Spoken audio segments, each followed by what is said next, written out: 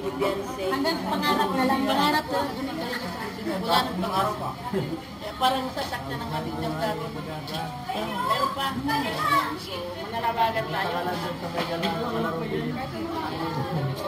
Darating din sa buhay namin. Darating din sa buhay namin ang magkaroon ng kalinga dito. Binibigyan tayo ng pag-asa at kalinga dito. May talang anasawa? Wala na. Patay na pagkas kalinga Eugene. Isang taon nang natulog. Nakita mo naman kayo sa Alam mo, kalinga Ido.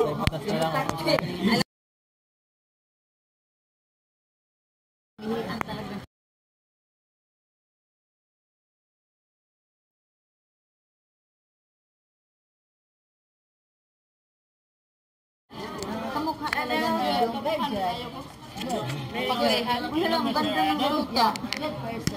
ayan.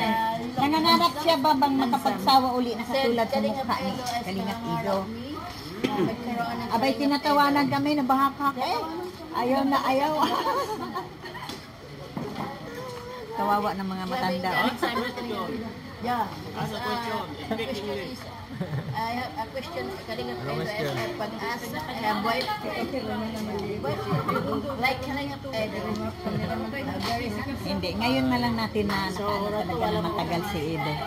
At yan po ay... Wala man kayo maayos na interview. Wala. Ang amin ay paano lang ito. Patawa Ang payo lamang. niya sa amin na payo niya sa amin ng mga ayan, mga balong. Yung payo ni Kalinga Ido na pangdiinan. Ano payo mo sa amin? Ha? Pandiinan na payo. Sidahin nyo na lang muna si Mr. Yun sa ano, kakaano pa lang eh. Kaka-ondas pa lang. Oo. Ondas pa lang doon na muna. Kung baka... Wala yung Malayo ba? sa Cavite. Baka magtampo eh. Kaya nga, Gahanap pa lang. Kaka-ondas pa lang eh. Dapat... Si Ate Rosa daw yung binisita. Ha? ako na nga binisita eh. Mayroon kasi magbihay Kalinga Ido yung makaraan baga. Binisita. Pero ayan, so una pa lang Kalinga Ido kami ay humahanga. Tapos pipigain yung ano niya, kumbaga kami ay nag-iigilo sa inyo. So patuloy lang. Kapait ni Kalinga Ido, wala kang magpilag din na update. Hindi siya yung tao na masilan. Kaya ngayon, sa ngayon dito, no?